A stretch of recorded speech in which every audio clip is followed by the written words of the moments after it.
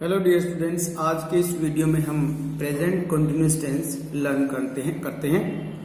इससे पहले वाले वीडियो में हमने प्रेजेंट इंडेफिनिट और उसके रूल्स सीखे थे, और आज के इस वीडियो में हम प्रेजेंट कंटिन्यूअस टेंस को लर्न करेंगे, इसके सेंटेंस पैटर्न और इसके क्या रूल हैं। तो चलिए शुरू करते हैं। प्रेजेंट कंटिन्यूअस की पहले हम पहचान देख लेते हैं। डियर स्टूडेंट्स, जो हम आज तक अपने स्कूल लेवल पे और क्लासेस में अलग अलग तरह सीखते आ रहे हैं कि प्रेजेंट कंटिन्यूअस की क्या पहचान होती है। प्रेजेंट कंटिन्यूअस को हम दो तरह से देखते हैं। पहले तो हम हिंदी की पहचान देखते हैं। हिंदी की पहचान है रहे हैं, रही हैं और रहे हैं। हिंदी के जिन वाक्यों के आखिरी में रही, रहे और रहे हैं आता है, वो प्रेजेंट कंटिन्यूअस सेंटेंस होता है। उसके बाद सबसे इंपॉर्टेंट जो है वो है इंग्लिश में इसको कैसे पहचाने। इंग्लिश में इसकी पहचान है, सबसे पहले तो हम हेल्पिंग वर्ब देखते हैं। Helping verb is, am, are. इस टेंस की 3 हेल्पिंग वर्ब है, इज, एम, आर। और उसके बाद हम देखते हैं इसकी मेन वर्ब। मेन वर्ब है वर्ब की फर्स्ट फॉर्म प्लस आईएनजी। तो इस प्रकार से हम देखते हैं इसकी पहचान क्या है। किसी भी टेंस को पहचानने के लिए, जैसे मैंने पहले वीडियो में भी बताया था, किसी भी टेंस को पहचानने के लिए उसकी हेल्पिंग वर्ब और उसकी मेन वर्ब की पहचान जरूरी होनी चाहिए, तभी आप उसके सेंस और मीनिंग समझ सकते हैं।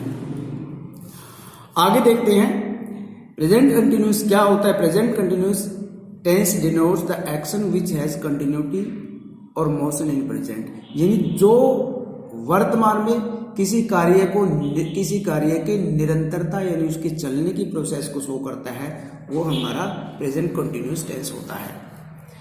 उसके बाद हम कुछ एग्जांपल देखते हैं। We are playing planting trees, हम वृक्ष लगा रहे हैं। They are looking for me, वो मुझे ढूंढ रहे हैं। I am buying some fruits, मैं कुछ फ्रूट खरीद रहा हूँ। इस प्रकार से ये हमारे एग्जाम्पल है। इन सभी एग्जाम्पल्स के अंदर हमने किसी न किसी कार्य की कंटिन्यूटी शो करी है। जैसे हम वृक्ष लगा रहे हैं, वे मुझे ढूंढ रहे हैं, मैं फल खरीद रहा हूँ, यानी रहा हूँ। इन सभी हिंदी अगर इनके बताएं तो उनके आखिरी में रहा हूँ या रहे हैं आता है। तो ये प्रेजेंट कंटिन्यूअस टेंस के वाक्य है। तो इनकी पहचान कैसे होगी, जब आप हेल्पिंग वर्ब और मेन वर्ब को देखोगे। जब हेल्पिंग वर्ब इज, एम या आर होगी और उसके साथ वर्ब की फर्स्ट फॉर्म प्लस आईएनजी लगा होगा, तो वो हमारा प्रेजेंट कंटिन्यूअस टेंस होगा। आगे बढ़ते हैं। तो क्या कहते हैं कि be careful while using is, am, are should be used according to subject. कि जब इज और एम, आर का यूज कर रहे हैं तो आपको सावधान रहना चाहिए, क्योंकि इज, एम, आर का यूज इनके सब्जेक्ट्स के अकॉर्डिंग अलग अलग तरीके से किया जाता है। इसके बाद हम देख लेते हैं कि इज, एम, आर का यूज किन किन सब्जेक्ट्स के साथ किया जाता है। आई के साथ हम करते हैं एम का यूज। अगर हम प्रेजेंट कंटिन्यूअस टेंस यूज कर रहे हैं या ऐसा टेंस हमारे सामने है और आई के साथ हम एम का यूज करते हैं। नेक्स्ट देखते हैं हम दूसरी हेल्पिंग वर्ब जो हमारी इज का यूज हम किन किन सब्जेक्ट के साथ करते हैं। अगर हमारे वाक्य के यानी सेंटेंस के सब्जेक्ट हमारा अगर he, she, it, girl, boy, Ram, Shyam, one, someone, everyone या कोई दूसरा सिंगुलर थर्ड पर्सन है। सिंगुलर थर्ड पर्सन में जैसे father, mother, brother, friend, this, that, इस प्रकार का हमारा कोई सब्जेक्ट है तो उनके साथ हम इज हेल्पिंग वर्ब यूज करेंगे। इसके बाद देख लेते हैं हम आर हेल्पिंग वर्ब का यूज किन किन सब्जेक्ट के साथ करते हैं। देखिए आर है तो देख लेते हैं कौन कौन से सब्जेक्ट के साथ आर लगेगा। यू के साथ, वी के साथ, दे के साथ, girls, boys, many, all, some and other third person plural subject. You, we, they, girls, boys, ये सारे इनके साथ हम आर का यूज करेंगे। उसके बाद कोई भी बहुवचन थर्ड पर्सन आ गया उनके साथ हम आर का यूज करेंगे। जैसे हमारे पास पेरेंट्स है, फ्रेंड्स है, पीपल है, दीज है, दोज, इस प्रकार का अगर हमारा सब्जेक्ट है तो ऐसे सब्जेक्ट्स के साथ हम आर हेल्पिंग वर्ब का यूज करेंगे प्रेजेंट कंटिन्यूअस टेंस में। तो ये बातें आपके लिए बहुत जरूरी हैं, यहाँ से ये सीख लेना, क्योंकि ये हमारा सब्जेक्ट वर्ब एग्रीमेंट का टॉपिक भी आपका यहीं से क्लियर हो जाता है कि किस सब्जेक्ट के साथ और किस टेंस में कौन सी हेल्पिंग वर्ब यूज करनी है। तो अब आगे बढ़ते हैं। अब देखते हैं हम इस टेंस के सेंटेंस पैटर्न क्या है। जैसे कि हमने पहले कहा था, हर सेंटेंस के सेंटेंस पैटर्न है और उनके अकॉर्डिंग ही उनके सेंटेंस बोले या लिखे जाते हैं। देख लीजिए, पहला है हमारा simple sentence pattern. Simple sentence pattern में क्या है, पहले सब्जेक्ट, फिर हेल्पिंग वर्ब यानी इज एम आर, उसके बाद V1 प्लस ING, उसके बाद ऑब्जेक्ट लगता है। एग्जाम्पल देख लेते हैं। ही इज लर्निंग म्यूजिक, वह संगीत सीख रहा है। I am working with them, मैं उनके साथ काम कर रहा हूँ। यू आर मेकिंग नॉइज, तुम शोर कर रहे हो। My parents are teaching Hindi. My father is teaching us English. अब देखिए, ये हमारा सिंपल सेंटेंस पैटर्न है। इस स्ट्रक्चर के अकॉर्डिंग ये सेंटेंसेस यूज हुए। देखिए, पहले सब्जेक्ट है ही, उसके बाद हेल्पिंग वर्ब, फिर लर्निंग यानी V1 प्लस ING, उसके बाद ऑब्जेक्ट है। तो देख लेते हैं। अब ही के साथ हमने इज यूज किया। अगर हम ही के साथ आर या एम यूज करते हैं तो यहाँ पे हमारा सब्जेक्ट वर्ब एग्रीमेंट गलत हो जाता है और आपका सेंटेंस गलत हो जाएगा। नेक्स्ट देखिए, आई एम वर्किंग, आई के साथ हमने एम हेल्पिंग वर्ब यूज की और आई के साथ एम का सब्जेक्ट वर्ब एग्रीमेंट सही बैठता है। यू आर मेकिंग नॉइज, तुम शोर कर रहे हो, यू के साथ हमने आर यूज किया, यू के साथ हमारा सब्जेक्ट वर्ब एग्रीमेंट आर का सही बैठता है। माई पेरेंट्स प्लूरल सब्जेक्ट है तो उसके साथ आर हेल्पिंग वर्ब यूज की। उसके बाद my father singular third person है, इसके साथ इसलिए इज हेल्पिंग वर्ब यूज की। इस प्रकार से हमने सब्जेक्ट वर्ब एग्रीमेंट का ख्याल रखना है। तो ये हमारा इस टेंस का सिंपल सेंटेंस पैटर्न है, जो है कि सबसे पहले सब्जेक्ट, फिर हेल्पिंग वर्ब और फिर मेन वर्ब और फिर उसके बाद ऑब्जेक्ट का यूज करते हैं। उसके बाद हम आगे देख लेते हैं इसी टेंस का नेगेटिव सेंटेंस पैटर्न, यानी नकारात्मक नहीं वाले वाक्य। इसका सेंटेंस पैटर्न क्या है, सबसे पहले हम सब्जेक्ट लगाएंगे, उसके बाद सब्जेक्ट के बाद helping verb is am are और उसके बाद हम नेगेटिव बनाने के लिए इज एम आर के बाद नॉट यूज करेंगे। उसके बाद हम V1 ING, वर्ब की फर्स्ट फॉर्म प्लस ING यानी जो टेंस की मेन वर्ब है वो यूज करेंगे। उसके बाद object.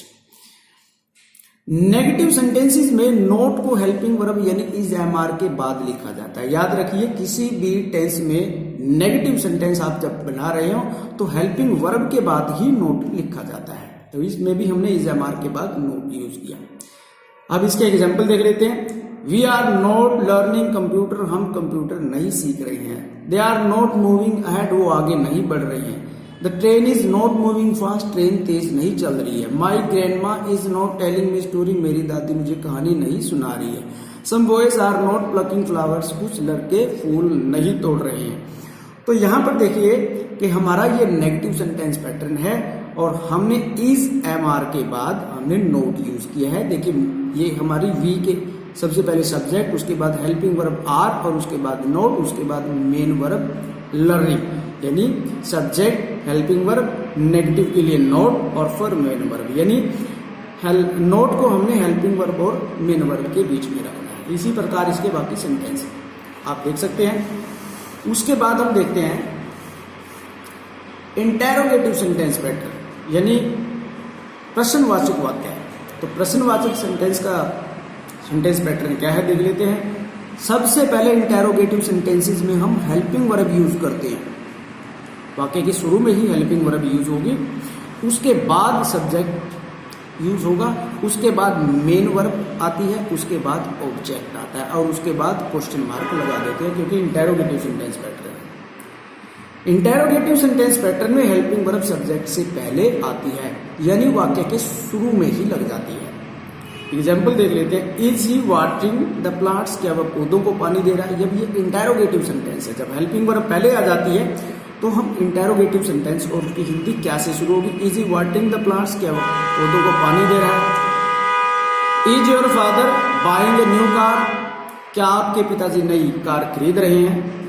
Are they repairing the road, क्या वो सड़क की रिपेयर कर रहे हैं। Are the girls preparing for the exams, क्या लड़कियां एग्जाम की तैयारी कर रही हैं। Is Manish joining your team, क्या मनीष आपकी टीम ज्वाइन कर रहा है। तो ये सारे इंटेरोगेटिव सेंटेंसेस है और इस सेंटेंस पैटर्न के अकॉर्डिंग इनको लिखा गया है। पहले हेल्पिंग वर्ब, उसके बाद सब्जेक्ट, फिर मेन वर्ब है, वर्ब की फर्स्ट फॉर्म प्लस ING, उसके बाद ऑब्जेक्ट है। बाकी सेंटेंसेस भी में आप ऐसे ही देख सकते हैं। पहले सब हेल्पिंग वर्ब, फिर subject, main verb, object, helping verb, subject, main verb, object, helping verb, subject, main verb और उसके बाद ऑब्जेक्ट। ये हमारा इंटेरोगेटिव सेंटेंस पैटर्न है।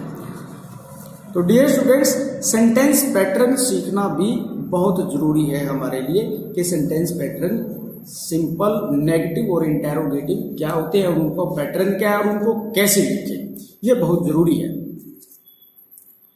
तभी आप इंग्लिश लिख पाएंगे और बोल पाएंगे।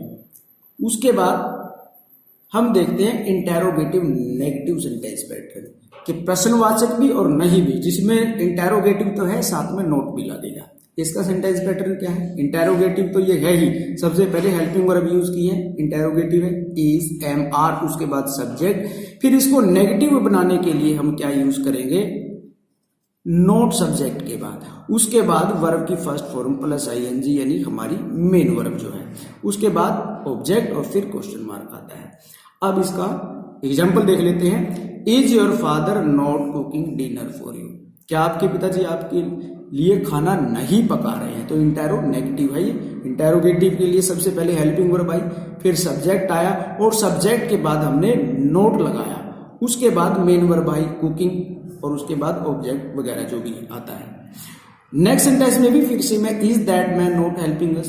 क्या वह आदमी हमारी हेल्प नहीं कर रहा है? पहले हेल्पिंग वर्ब, उसके बाद सब्जेक्ट, फिर नेगेटिव के लिए नोट और फिर मेन वर्ब और उसके बाद ऑब्जेक्ट। इस प्रकार से अगले आगे भी ऐसे ही sentence, are you not backing up of your promise? Are the students not wearing school dress? Is Mr Lal not attending your class? तो इस प्रकार से ये हमारा इंटेरो नेगेटिव सेंटेंस पैटर्न है, जिसको हम इंटेरो नेगेटिव सेंटेंस पैटर्न के स्ट्रक्चर, इसके अकॉर्डिंग हम सेंटेंस बोलते, लिखते और समझते हैं। नेक्स्ट सेंटेंस पैटर्न है जो इसी के अंदर इंटेरोगेटिव सेंटेंस पैटर्न के अंदर ही काउंट होता है, वो है WH फैमिली सेंटेंस पैटर्न, यानी क्वेश्चन वर्ड। जब हम क्वेश्चन पूछते हैं WH फैमिली यानी व्हाट, वेयर, हाउ का यूज करके, तो उसके क्वेश्चन कैसे फॉर्म करेंगे? सबसे पहले तो हमारा क्वेश्चन वर्ड आएगा, उसमें आपका what, where, why, who, which, when जो भी होगा। उसके बाद हम हेल्पिंग वर्ब यूज करेंगे, फिर सब्जेक्ट आएगा, उसके बाद मेन वर्ब आती है और उसके बाद ऑब्जेक्ट आता है और उसके बाद क्वेश्चन मार्क लगा देते हैं। सेंटेंस पैटर्न हमारा इंटेरोगेटिव सेंटेंस पैटर्न के जैसा ही है, बस उसके शुरू में हमने व्हाट, वेयर, व्हाई और हाउ का यूज किया है। ये देखिए WH वर्ड वही आ गया, अगर इसको हटा दें तो ये हेल्पिंग वर्ब वाला जो है इंटेरोगेटिव सेंटेंस पैटर्न बन जाता है, is, am, are, subject, main verb, object. लेकिन अगर यहाँ पे हम WH वर्ड यानी क्वेश्चन वर्ड यूज करेंगे तो वो WH फैमिली के क्वेश्चन बन जाएंगे, यानी इन क्वेश्चन को हम आंसर जो है हमारे एक एक्सप्लेनेटरी तरीके से दिए जाते हैं। तो आगे हम इसका सेंटेंस पैटर्न के बाद इसका एग्जांपल देखते हैं। What is your father telling you? आपके पिताजी आपको क्या बता रहे हैं, यानी पूछा जा रहा है कुछ, क्या मैटर है। व्हाट मीन्स जब कोई बात पूछी जाती है। What are parents looking for there? माँ बाप वहां क्या चीज ढूंढ रही है? पहले हमारा क्वेश्चन वर्ड है, उसके बाद हेल्पिंग वर्ब है, फिर हमारा सब्जेक्ट है और उसके बाद मेन वर्ब और उसके बाद जो है वर्ब के बाद यहाँ पर प्रीपोजिशन और फिर ये हमारी एडवर्ब ऑफ प्लेस है। डियर स्टूडेंट्स, जब ऑब्जेक्ट नहीं, ऑब्जेक्ट जरूरी नहीं होता, किसी भी वर्ब के बाद जो एडवर्ब भी आ सकती है, जैसे प्रीपोजिशन आ सकती है, एडवर्ब ऑफ प्लेस आ सकती है, एडवर्ब ऑफ मैनर आ सकता है, इस प्रकार से। Next example, what is she writing these days? वह इन दिनों क्या लिख रही है? हमारा क्वेश्चन वर्ब है, उसके बाद हेल्पिंग वर्ब, फिर हमारा सब्जेक्ट, उसके बाद हमारी मेन वर्ब और दीज डेज ये एडवर्बियल फ्रेज है, यानी ये टाइम की ओर इशारा है। Adverbial phrase of time, these days, इन दिनों। How are they working here? वो यहाँ कैसे काम कर रहे हैं। Why is she laughing at you? आपके ऊपर क्यों हंस रही है। Why is, which book are you trying to buy? आप कौन सी बुक को खरीदने की कोशिश में। व्हेन इज द लास्ट बस अराइविंग? इस प्रकार से हमारा सेंटेंस पैटर्न देखिए। एक बात यहाँ पे क्लियर कर दूं कि वर्ब के बाद देखिए ऑब्जेक्ट, कई बार ऑब्जेक्ट नहीं आता, कई बार हमारे एडवर्बियल फ्रेज यानी एडवर्बियल फ्रेज आ जाते हैं, जैसे कि हियर, देयर, इस प्रकार से ये एडवर्ब ऑफ प्लेस आ जाते हैं या एडवर्ब ऑफ टाइम आ जाते हैं। आप इस बात का ध्यान रखिए। ऑब्जेक्ट क्या होगा? जब कोई व्यक्ति या किसी वस्तु के ऊपर काम किया जाएगा वो हमारा ऑब्जेक्ट होगा। अगर वर्ब के बाद कोई ऐसा वर्ड आता है जो किसी टाइम या किसी प्लेस की ओर इशारा करे तो वो आप उसको ऑब्जेक्ट मत मानिएगा। वो चीज या तो किसी चीज की विशेषता या फिर किसी स्थान की ओर इशारा करते हैं। तो इस प्रकार से हमारा जो है WH फैमिली क्वेश्चन हम फॉर्म कर सकते हैं। अब इसके बाद हम प्रेजेंट कंटिन्यूअस टेंस के रूल देखते हैं कि कैसे हम वर्ब V1 प्लस ING यानी इज एमआर प्लस ING को कैसे फिल करते हैं एग्जाम पॉइंट ऑफ व्यू से। Let us see where and how to use present continuous tense from exam point of view. तो आप एग्जाम पॉइंट ऑफ व्यू से कैसे सीखें? देखिए, जिन सेंटेंसेस के अंदर दीज डेज आ जाता है, नाउ डेज होता है, नाउ होता है, at this time, at this moment या स्टिल, इस प्रकार की एडवर्बियल फ्रेज आ जाते हैं या टाइम ऑफ एडवर्ब आ जाते हैं, तो उनमें हम क्या करते हैं कि इज एमआर प्लस वर्ब की first form plus ING use करते हैं, यानी प्रेजेंट कंटिन्यूअस टेंस फिल किया करते हैं। Must keep in mind these points. तो ये पॉइंट आपको याद जरूर रखने हैं अगर आप exam competition exam point of view से तैयारी कर रहे हैं। तो इनके एग्जाम्पल देखते हैं। These days we are enjoying holidays in Malaysia. इन दिनों मतलब है इन दिनों हम मलेशिया में हॉलीडे एंजॉय कर रहे हैं। तो दीज डेज हमारा प्रेजेंट की ओर इशारा कर रहा है। दीज डेज के साथ आप पास्ट टेंस नहीं फिल करेंगे। दीज डेज हमारे प्रेजेंट की ओर इशारा करता है ये दीज डेज। तो इसके साथ हम क्या करते हैं? प्रेजेंट टेंस फिल करते हैं, यानी प्रेजेंट में या तो प्रेजेंट कंटिन्यूस या फिर सिंपल प्रेजेंट के जो डिक्लेरेटिव सेंटेंस होते हैं वो हम बोलते हैं। जैसे कि हम कहते हैं दीज डेज, अगर हम एक सेंटेंस लिखूं these days I am at home, ये हमारा प्रेजेंट में डिक्लेरेटिव सेंटेंस है जिसमें वो कह रहा है कि इन दिनों मैं घर पे हूं। यानी दीज डेज में आप प्रेजेंट टेंस यूज करेंगे, या तो हमारा सिंपल सेंटेंस यूज होता है या फिर प्रेजेंट कंटिन्यूअस टेंस भरा जाता है। नेक्स्ट सेंटेंस देख लेते हैं। Nowadays she is working in America. इन दोनों वह अमेरिका में काम कर रही है। या आप ये भी कह सकते हैं nowadays he is in America, ये भी बोल सकते हैं। प्रेजेंट की किसी भी व्यक्ति की प्रेजेंट की क्या पोजीशन है, कंडीशन है या कहां पे है, वो उसकी लोकेशन बता सकते हैं। Nowadays he is in America भी बोल सकते हैं। या फिर प्रेजेंट कंटिन्यूअस टेंस फिल करेंगे nowadays she is working in America. Now I am going to start a new business. अब मैं नया बिजनेस शुरू करने जा रहा हूं। एट दिस टाइम, इस समय, all the students are gathering on hall. सभी विद्यार्थी हॉल में इकट्ठे हो रहे हैं। You are still waiting for the next chance.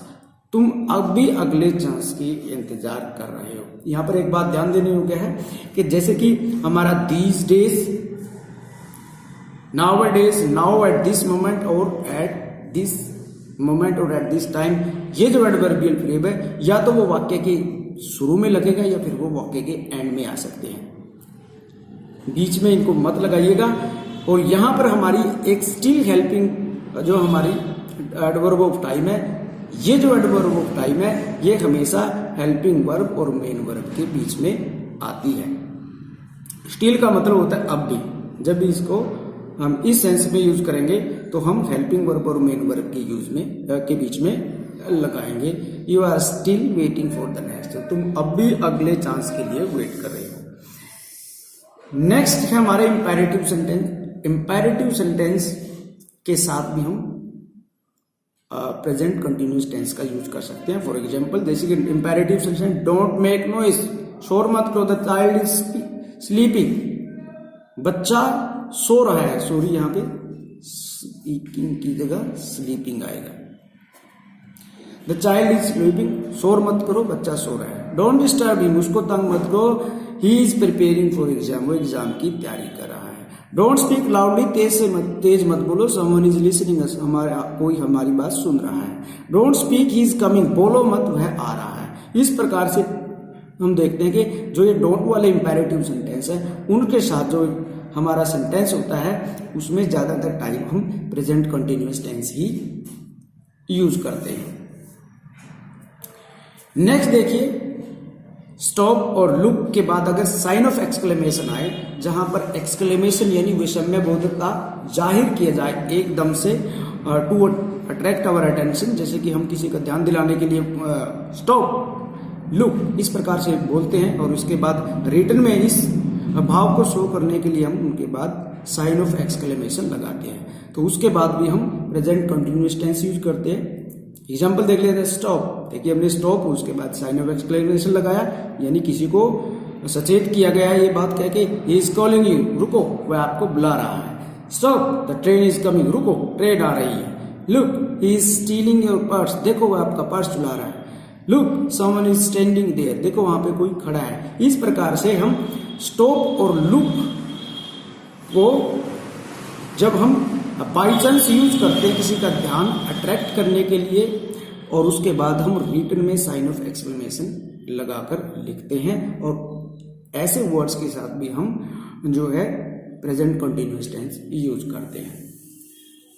Next हमारे पास एग्जांपल है, बट टुडे के पहले सेंटेंस में अगर प्रेजेंट इंडेफिनिट टेंस यूज हो गया हो तो बट टुडे का जो बाद वाला सेंटेंस में उसमें प्रेजेंट कंटिन्यूअस टेंस यूज करते हैं। For example, he generally uses red pen but today he is using black pen, वह सामान्यतः रेड पेन यूज करता है लेकिन आज वह ब्लैक पेन यूज कर रहा है। देखिए, बट टुडे से पहले हमारा प्रेजेंट इंडेफिनिट टेंस यूज हुआ था, तो बट टुडे के बाद हम प्रेजेंट कंटिन्यूअस टेंस यूज करेंगे।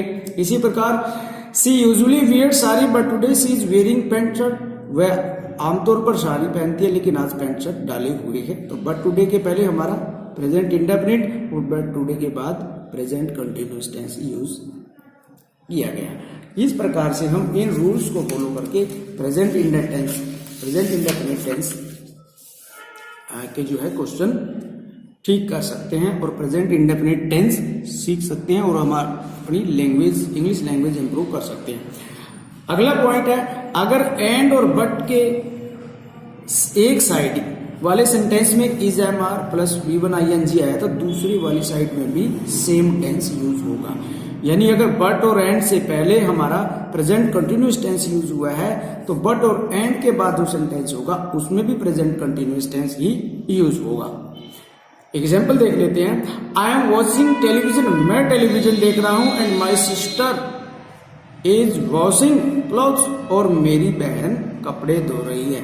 यानी ये दोनों जो हमारे लिंकर हैं एंड और बट, ये दोनों प्रकार मतलब जब इनके दोनों साइड में इक्वल सेंस ही यूज होती है, इक्वल सेंस के ही वाक्य यूज होते हैं। नेक्स्ट एग्जाम्पल है, we are playing and they are plucking flowers, हम खेल रहे हैं और वो फूल तोड़ रहे हैं। She is attending her class, वह अपनी क्लास अटेंड कर रही है, and he is sitting in library, और वह लाइब्रेरी में बैठा है। Your father is working hard, आपके पिताजी मेहनत कर रहे हैं, but you are not paying attention to his your father said, लेकिन तुम अपने पिता की हेल्थ की तरफ ध्यान नहीं दे रहे हो। He is trying to teach you, वह आपको पढ़ाने की कोशिश कर रहा है, but you are not listening वो, लेकिन आप उसकी बात नहीं सुन रहे हो। इस प्रकार हम देखते हैं बट और एंड के दोनों साइड में, अगर बट और एंड के एक साइड में यानी इनसे पहले वाले सेंटेंस में प्रेजेंट कंटिन्यूअस टेंस यूज हो गया, तो इनके बाद वाला सेंटेंस जो होगा अगर उसमें वर्ब फॉर्म फिल करनी आती है तो मैक्सिमम चांस यहाँ पर सेम टेंस भरने के यानी प्रेजेंट कंटिन्यूअस टेंस ही फिल होता है। Thank you very much. उम्मीद करता हूं कि आपको वीडियो पसंद आएगा और जो बातें प्रेजेंट कंटिन्यूअस के बारे में बताई गई हैं वो आपको समझ में आएंगी। अगर वीडियो अच्छा लगे तो सब्सक्राइब भी कीजिएगा और लाइक भी कीजिएगा और अपने फ्रेंड्स के साथ शेयर भी कीजिएगा। Thank you very much. जय हिंद।